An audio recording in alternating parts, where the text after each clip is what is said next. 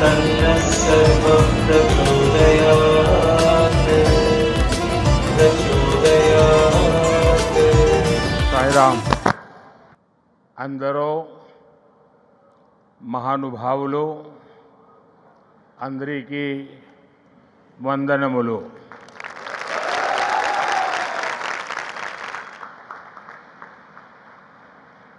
मुख्यमंत्री श्री चंद्रबाबू नायडू, केंद्र में मेरे सहयोगी राम मोहन नायडू, जी किशन रेड्डी, भूपति राजू, श्रीनिवास वर्मा, सचिन तेंदुलकर जी, डिप्टी सीएम पवन कल्याण जी, राज्य सरकार में मंत्री नारा लोकेश जी, श्री सत्य साई सेंटर ट्रस्ट के मैनेजिंग ट्रस्टी आर.जे. रत्नाकर जी,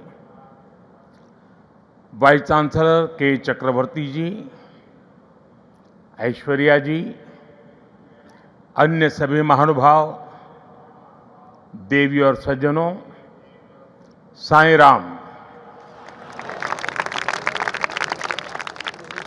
साथियों, आज इस पावन भूमि पुट्टपर्थी में आप सभी के बीच उपस्थित होना मेरे लिए एक भावात्मक और आध्यात्मिक अनुभव है। मुझे कुछ देर पहले बाबा की समाधि पर श्रद्धा सुमन अर्पित करने का अवसर मिला।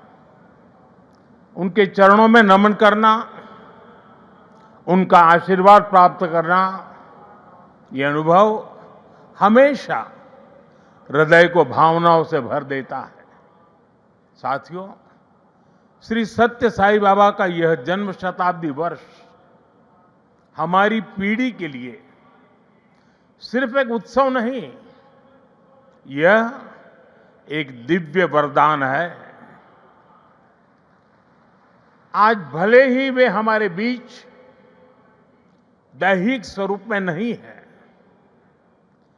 लेकिन उनकी शिक्षा, उनका प्रेम, उनकी सेवा भावना आज भी करोड़ों लोगों का मार्गदर्शन कर रही है।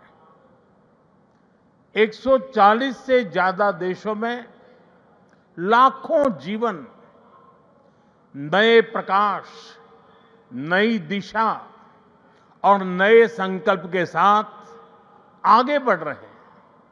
साथियों, श्री सत्य साई बाबा का जीवन वसुधैव कुटुंबकम का जीवंत स्वरूप था। इसलिए उनका ये बर्थ सेंटिनरी वर्ष हमारे लिए यूनिवर्सल लव, पीस और सर्विस का महापर्व बन गया है। हमारी सरकार का सौभाग्य है कि आज इस अवसर पर 100 रुपये का स्मृति सिक्का और डाक टिकट भी जारी किया गया है। इस सिक्के और डाक टिकट में उनके सेवा कार्यों का प्रतिबिंब है। मैं इस शुभ अवसर पर दुनिया भर में फैले सभी श्रद्धालुओं, साथी सेवकों और बाबा के भक्तों को हृदय से बधाई और शुभकामनाएं देता हूं। Friends, the central value of Indian civilisation is seva और service. All our diverse spiritual and philosophical traditions ultimately lead to this one ideal. Whether one walks the path of bhakti, jnana or karma, each is connected to seva. What is bhakti? Without service to the divine present in all beings. What is jnana? If it does not awaken compassion for others. What is karma? If not the spirit of offering one's work as service to society. सेवा परमो धर्मः is the ethos that has sustained India through centuries of changes and challenges. It has given our civilization its inner strength. Many of our great saints and reformers have carried forward this timeless message in was suited to that times. Sri Satya Sai Baba placed seva at the very heart of human life. He often said, love all, serve all. For him, seva was love in action.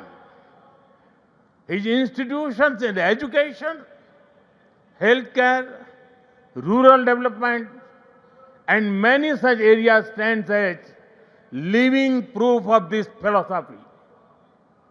They show spirituality and service are not separate but different expressions of the same truth. Further, someone inspiring people while physically present is not uncommon, but the seva activities of the institutions created by Baba are increasing day by day despite him not being with us physically. This shows that the impact of truly great souls does not decrease with time, it actually grows. साथियों, श्री सत्य साई बाबा का संदेश केवल पुस्तकों और प्रवचनों और आश्रमों की सीमाओं में नहीं रहा है। उनकी शिक्षा का प्रभाव लोगों के बीच दिखता है। आज भारत के शहरों से लेकर छोटे गांवों तक, स्कूलों से लेकर आदिवासी बस्तियों तक संस्कृति, शिक्षा और चिकित्सा सेवा का एक अद्भुत प्रवाह दिखाई देता है। बाबा के करोड़ों अनुयायी बिना किसी स्वार्थ के इस काम में लगे हैं। मानव सेवा ही माधव सेवा है, ये बाबा के अनुयायियों का सबसे बड़ा आदर्श है।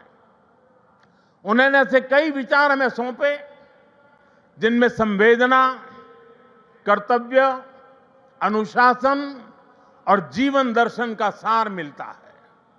वो कहते थे, help ever, hurt never, less talk, more work.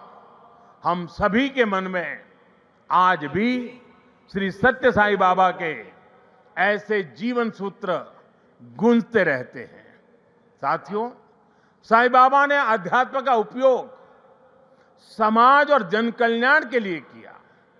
उन्होंने इसे निष्काम सेवा, चरित्र निर्माण और मूल्य आधारित शिक्षा से जोड़ा। उन्होंने किसी मत या सिद्धांत पर अपनी शक्ति नहीं लगाई।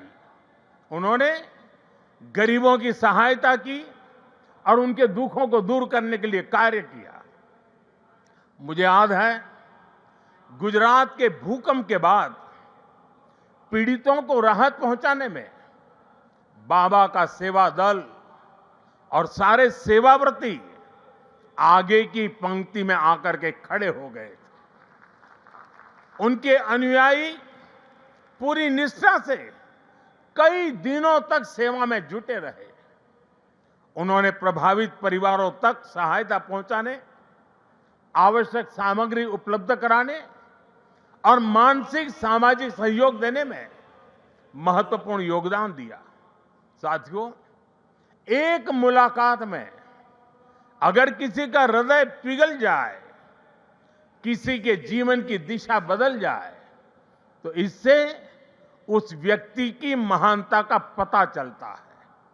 आज यहां इस कार्यक्रम में भी हमारे बीच ऐसे कई लोग हैं जिन पर सत्य साई बाबा के संदेशों का गहरा असर हुआ और उनका पूरा जीवन बदल गया।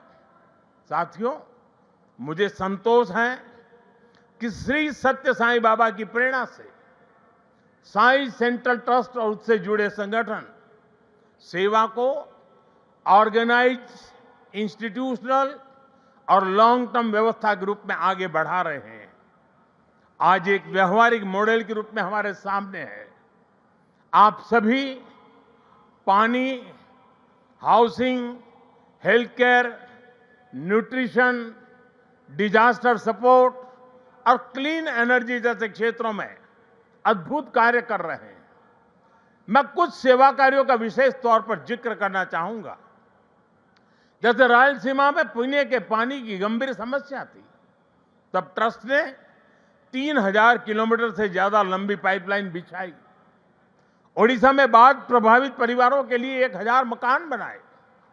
जो गरीब परिवार पहली बार श्री सत्य साईं अस्पतालों में आता है, वो देखकर दंग रह जाता है कि अस्पताल में बिलिंग का कोई काउंटर ही नहीं है। यहां इलाज भले मुफ्त है, लेकिन मरीजों और उनके परिजनों को किसी असुविधा का सामना नहीं करना पड़ता। साथियों, आज ही यहां 20,000 से ज्यादा बेटियों के नाम पर सुकन्या समृद्धि योजना के खाते खोले गए हैं। इससे उन बेटियों की शिक्षा और सुरक्षित भविष्य सुनिश्चित हुआ है। साथियों, भारत सरकार ने 10 साल पहले बेटियों की शिक्षा को ध्यान में रखते हुए उनके उज्जवल भविष्य के लिए ये सुकन्या समृद्धि योजना शुरू की थी।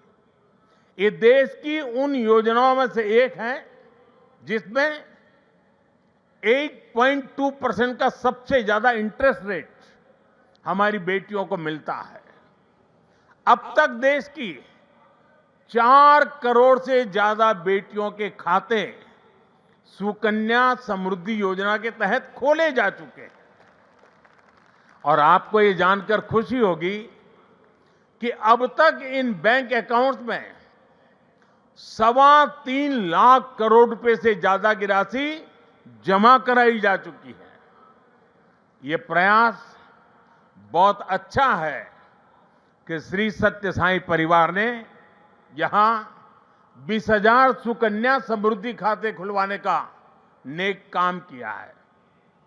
वैसे मैं काशी का सांसद हूं, तो एक उदाहरण वहां का भी दूंगा। पिछले साल फरवरी में हमने वहां 27,000 बेटियों के सुकन्या समृद्धि खाते खुलवाए थे और हर बेटी के बैंक खाते में 300 रुपये भी ट्रांसफर किए गए थे। बेटियों की एजुकेशन और बेहतर भविष्य में सुकन्या समृद्धि योजना बड़ी भूमिका निभा रही है। साथियों, देश में पिछले 11 वर्ष में ऐसी अनेक योजनाएं शुरू हुई हैं जिन्होंने नागरिकों की सामाजिक सुरक्षा को, सोशल सिक्योरिटी कवच को बहुत मजबूत कर दिया है और देश के गरीब, वंचित निरंतर सोशल सिक्योरिटी के दायरे में आ रहे हैं। 2014 में देश में 25 करोड़ लोग ही सोशल सिक्योरिटी के दायरे में थे। आज मैं बड़े संतोष के साथ कहता हूं और बाबा के चरणों में बैठ करके कहता हूं, आज ये संख्या करीब करीब 100 करोड़ तक पहुंच चुकी है। भारत की गरीब कल्याण की योजनाओं की, सोशल सिक्योरिटी देने वाली योजनाओं की विदेशों तक सभी इंटरनेशनल फोरम में चर्चा हो रही है। साथियों, आज ही यहां मुझे गोदान के कार्यक्रम में सहभागी होने का भी अवसर मिला है। ट्रस्ट द्वारा 100 गायें गरीब किसान परिवारों को दी जा रही है। हमारी परंपरा में गौ माता को जीवन, समृद्धि और करुणा का प्रतीक माना गया है। ये गायें इन परिवारों की आर्थिक, पोषण संबंधी और सामाजिक स्थिरता में सहायक होगी। साथियों, गौमाता के संरक्षण से समृद्धि का संदेश देश विदेश के कोने कोने में दिखता है। कुछ वर्ष पहले राष्ट्रीय गोकुल मिशन के तहत वाराणसी में 480 से ज्यादा गीर गायें वितरित की थी और मेरा एक नियम था कि जो पहली बछड़ी होती थी वो मैं वापस लेता था और दूसरे परिवार को देता था। आज वाराणसी में गीर गायों और बछड़ों की संख्या लगभग 1700 हो गई है और वहां हमने जो एक परंपरा शुरू की है, जो गाय वहां वितरित की गई है, उनसे पैदा हुआ मादा बछिया को दूसरे इलाके के किसानों को मुफ्त दिया जाता है। इसलिए इन गायों की संख्या भी बढ़ रही है।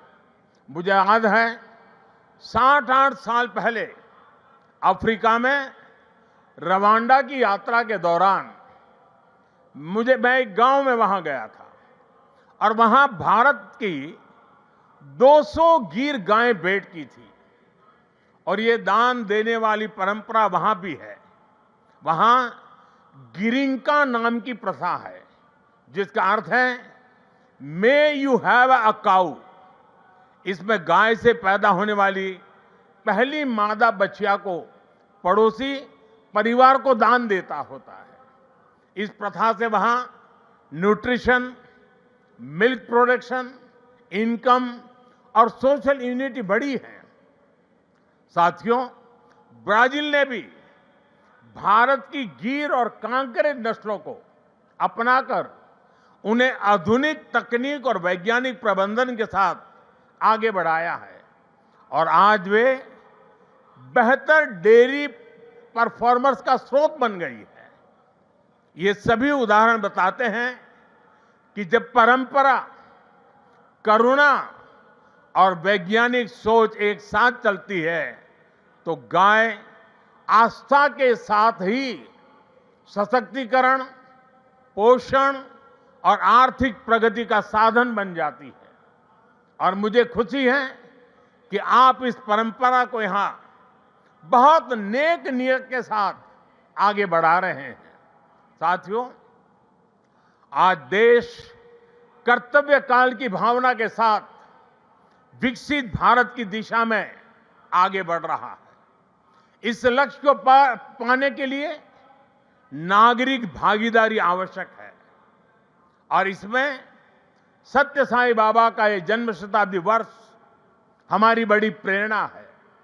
मेरा आग्रह है कि इस वर्ष हम विशेष तौर पर वोकल फॉर लोकल के मंत्र को मजबूत करने का संकल्प लें।